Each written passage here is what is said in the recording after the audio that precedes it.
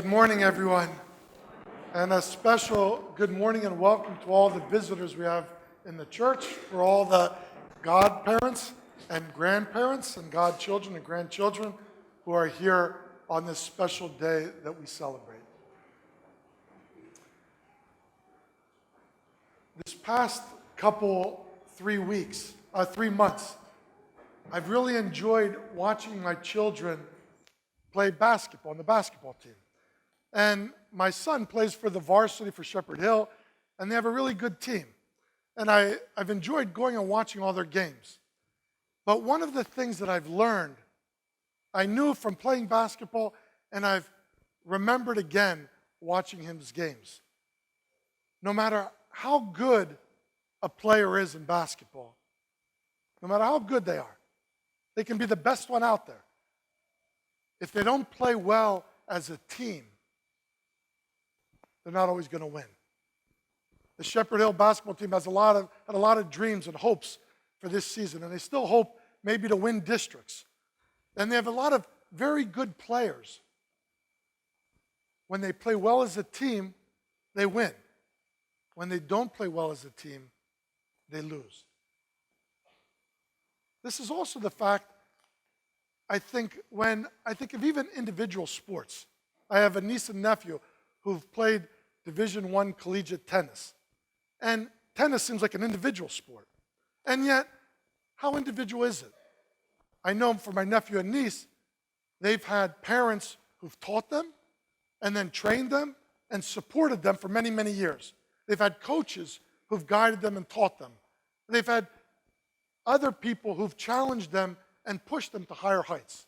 So even in an individual sport like tennis, it takes a team, a community, to be good.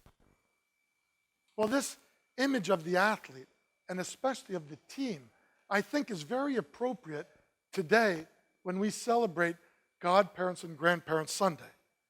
Because what is the role of grandparents and godparents in the lives of their godchildren and their grandchildren? What is their role?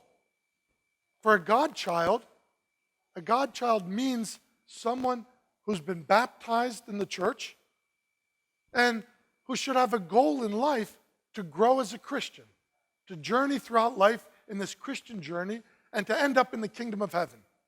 That's the goal of life for any Christian. But the fathers of the church teach us that we can't go far in this journey of faith alone. There's no such thing as an individual Christian.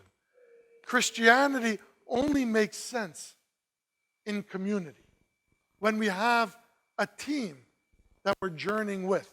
And that team often is our church, but that team can also be the intimate people of our family. So we begin with a godparent. When a godparent is chosen to baptize a godchild, they become a family member.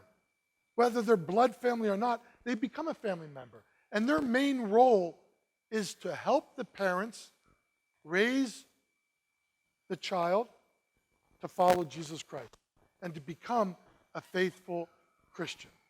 So they're working together with the parents. And for anyone whose parents who has children, I'm sure you would all agree with me that we need all the help we can get in raising our children, right? Especially on keeping them on the straight path. We need all the help we can get. And that's what godparents are for, to help parents raise their children. But of course, godparents aren't enough. And for all the grandparents that are out there, you know the special role and special relationship you have with your grandchildren. There's nothing like, from what I'm told, there's nothing like having grandchildren. You can enjoy them, you love them. When they get to be too difficult, you hand it back to the parents so you can enjoy them all the more. But the role you play isn't just to be a doting grandparent who gives them whatever they want. The role of the grandparent is to share your life's experiences, to share your wisdom, to share what you've learned in life, to help them not make the same mistake, to help them discover the path that leads to God. So godparents and grandparents are key parts in the team. Remember, as a Christian, you cannot journey alone. No such thing as an individual Christian. The Christian life is all about community. And it begins in the community of family with parents and children.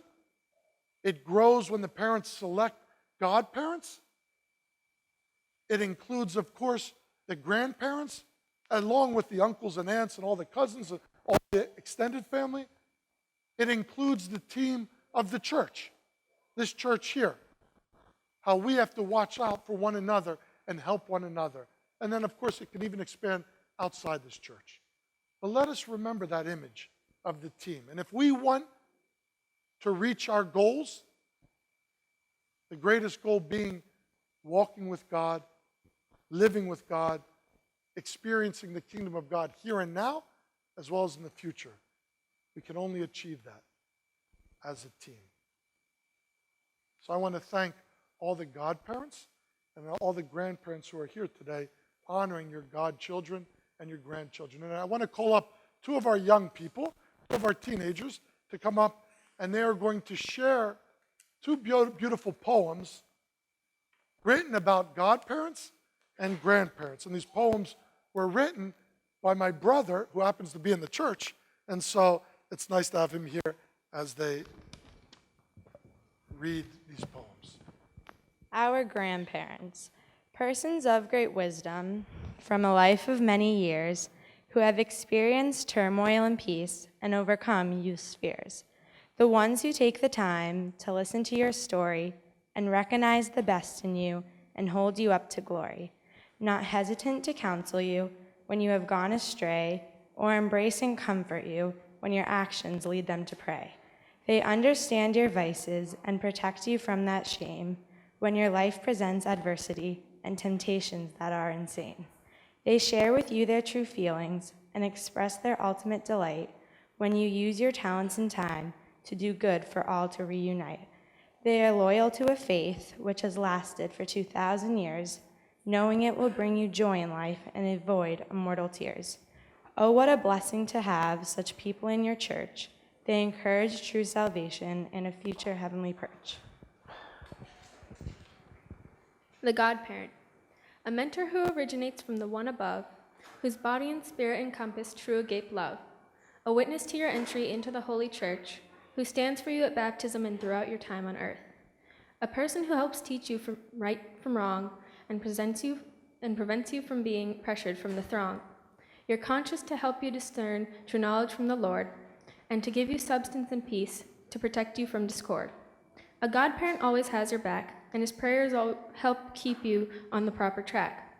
Oh, to have such a person in your life is the greatest of blessings to keep you from strife. On this special day, we raise up those mentors who ensure that our lives are spent in God's splendor with a spirit most pure. Thank you to the godparents and the grandparents, and God bless you in the special role that you have. And thank you for sharing that. And take these poems and keep them, and remember your role as godparents and as grandparents.